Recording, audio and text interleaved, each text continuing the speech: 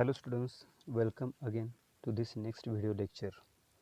So far we have discussed state, equality, justice, and in this current PPT we are going to study the society, that is civil society.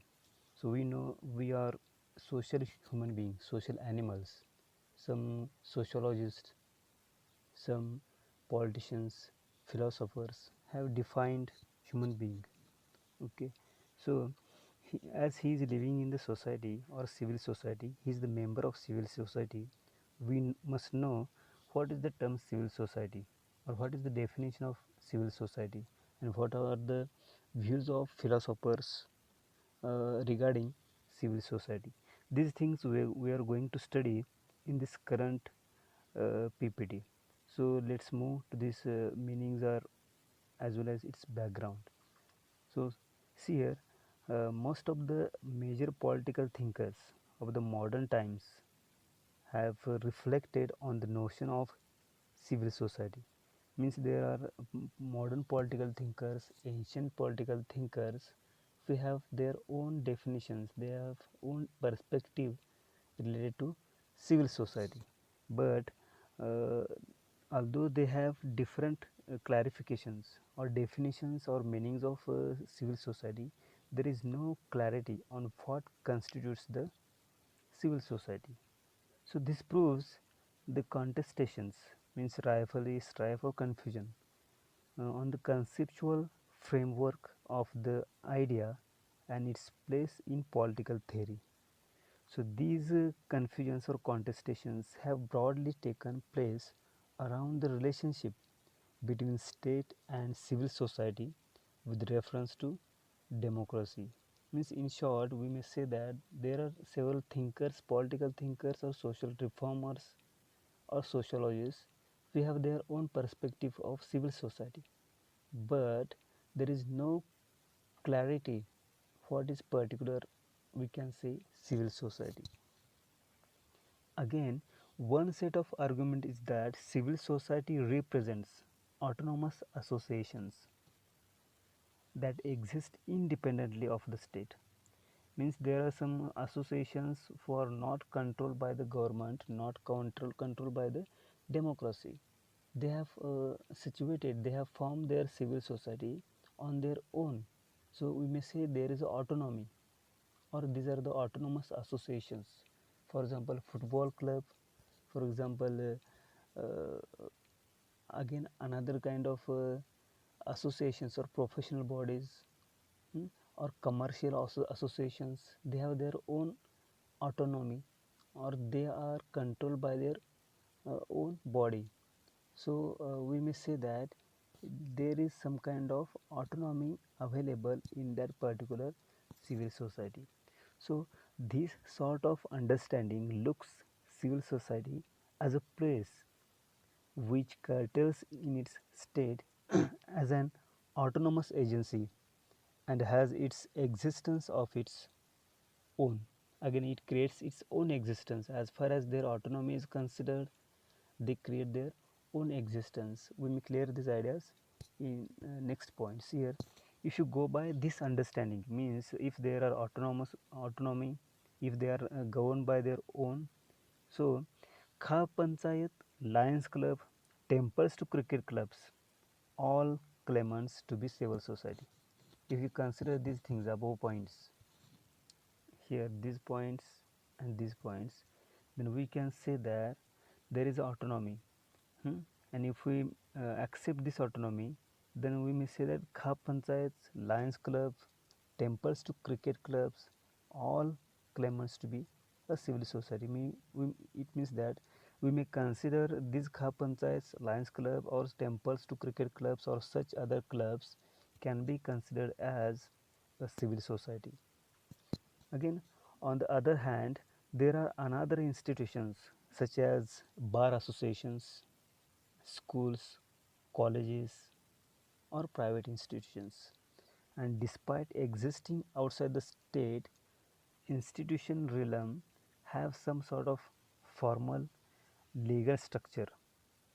Okay, if we have accepted that these things can be a civil societies, then they have their own formal legal structure and thus claiming to be part of civil society. So there is a legal structure, formal legal structure is available in such kind of civil societies or clubs or associations. Then what separates this idea of civil society from the earlier one is civil rule of law and is the binding principle of it. If we, if we consider such organizations or clubs as a civil society, so we may accept that there is civil rule of law. Again, there are some kind of binding principles in it which is existed in that civil society. Again, civil society is a state or situation of people living in a particular community or nation, having shared interests, values, and purpose, getting benefit to have rights of individuals, enjoying liberty, and to have resources to develop personal potential. Let me repeat this. Civil society is a state or situation of people living in a particular community or nation. Okay, means it is a kind of state or situation of people, means there are people who live in that particular state or situation and having their particular community, means they form their own community or nation, and if they form their own community or nation, they have their own shared interests, values, and purposes. For what?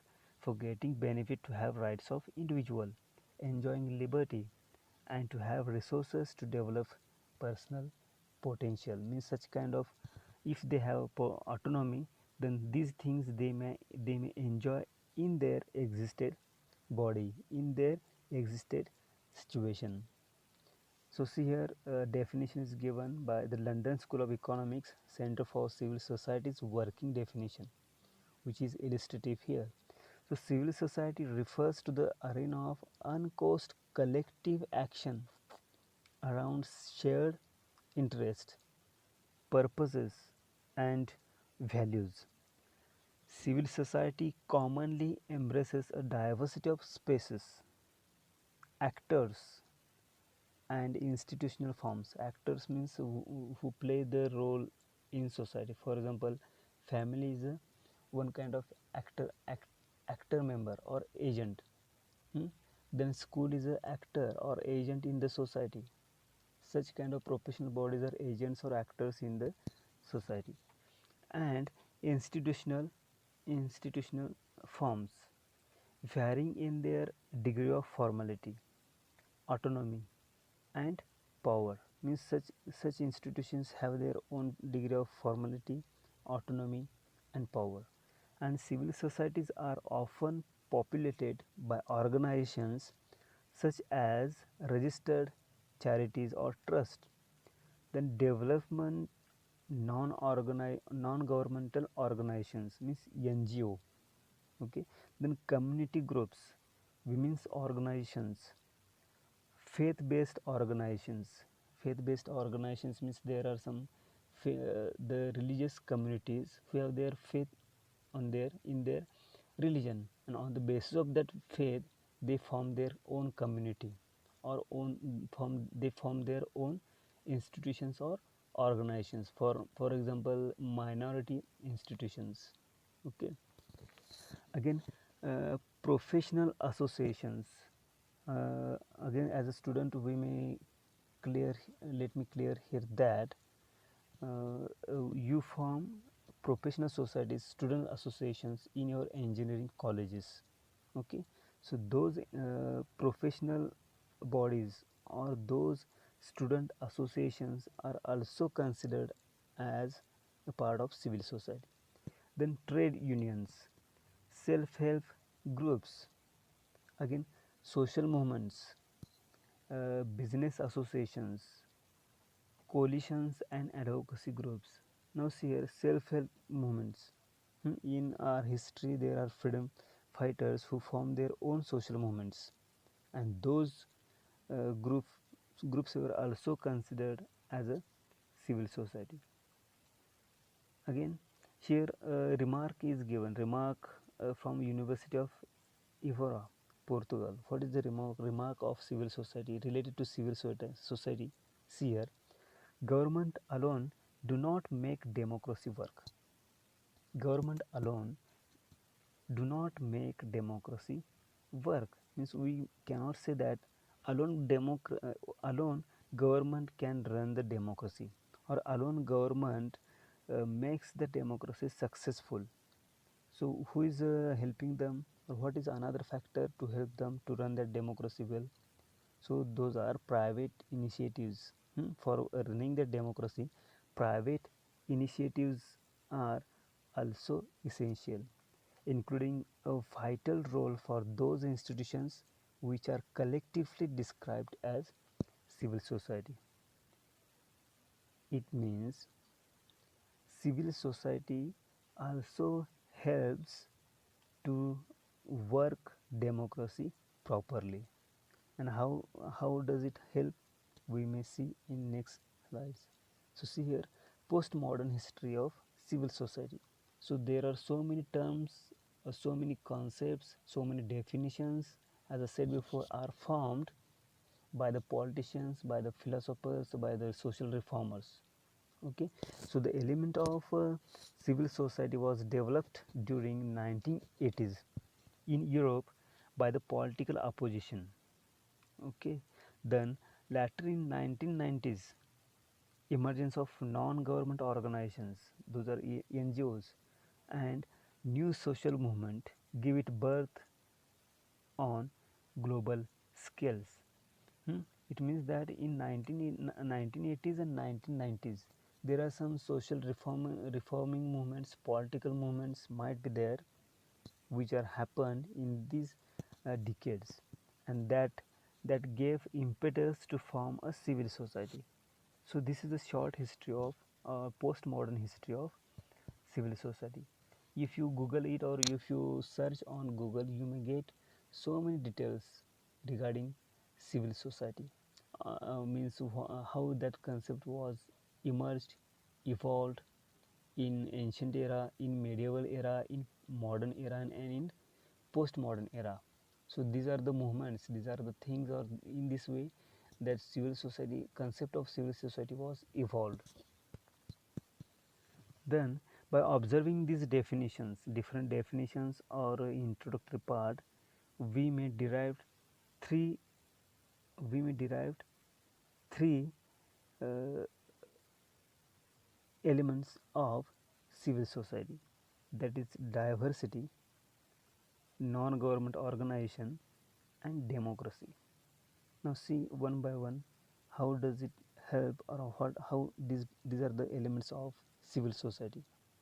So see here, diversity, or we may say it is a multi-formality.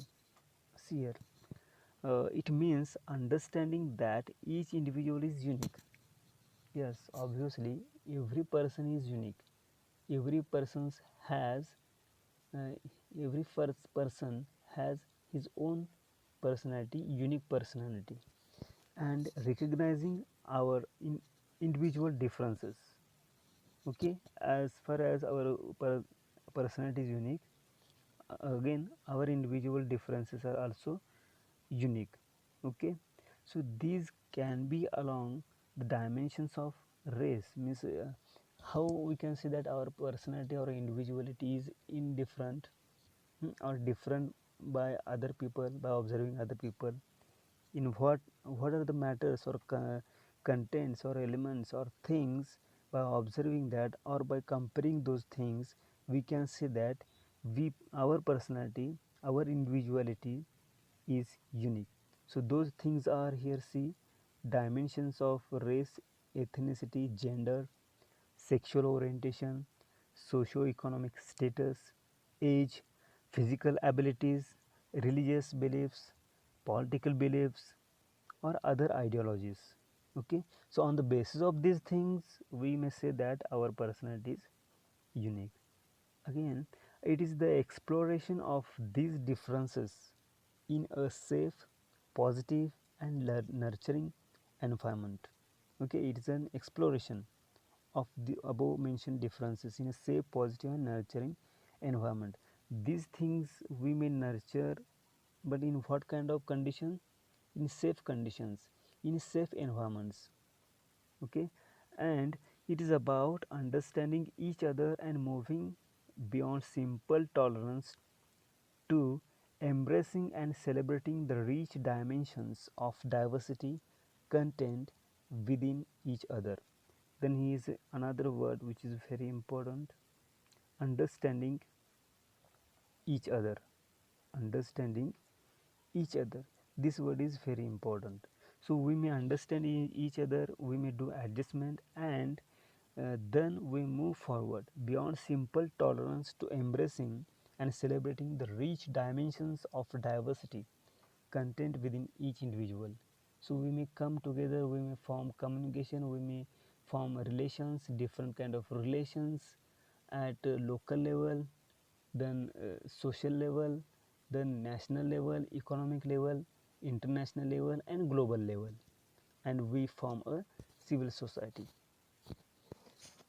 Again, another part element of is of the civil society is non-government organizations, NGO. We may call it NGO. So it is a legally constituted organization created by private organizations or people with no participation or representation of any government. Okay, so it is a legally constituted. And what is the condition? We may not a member of government body if we are working in NGO. Okay, so there is no direct intervention of government or uh, political parties. Okay, so in the cases in which NGOs are funded totally or partially by governments, but government can give funds to NGOs partially or totally.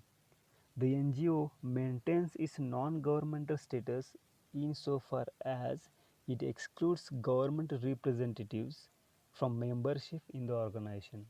As I said before, not a member of a government body can intervene in uh, in the NGOs or non-government organizations.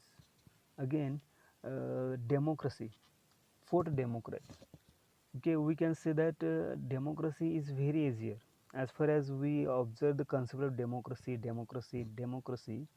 we may have only conception that to vote the politicians and elect uh, member of parliaments and member of legislative assemblies. Okay, so democracy is a very wide term. Again, here last point is that civil society actions. If we are forming a civil society, or if you are formed a civil society, or if you are NGO members as a part of civil society, what kind of actions you can take? So see here, uh, if there are economic crisis, we may take the actions as a civilians or civil society. Then if there are demand for basic services, we may provide those basic services by the functionaries of NGOs. Then human rights violations. If there are human rights violations and government is not intervening there, not supervising those things, then NGOs can handle those things, prepare the report and compel government to take the actions. Again, natural and man-made disasters, political crises, cultural intercultural impulses. Again, if such conditions happen there, arise there, then civil society mobilizes. It forms communication on global level. Okay, and global civil society reacts on those things. Again, it mobilizes social forces that are engaged within the national and globalized system of governance triggered. Again, there is a national governments urged to take action. Okay, means if civil society decides that government is not intervening for the betterment of the society, then it compels, civil society compels to the government at local level, national level, international level and global level to react, to take the actions.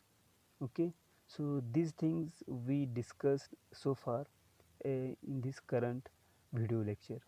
Okay, I hope that some points you might be understood well. Okay, so thank you so much. I think the points, the first unit of basic human rights as far as our syllabus is concerned is covered or finished in this video series. Okay, only first unit is covered or completed. We may proceed to the proceeding next video lectures. Okay, so till then, thank you.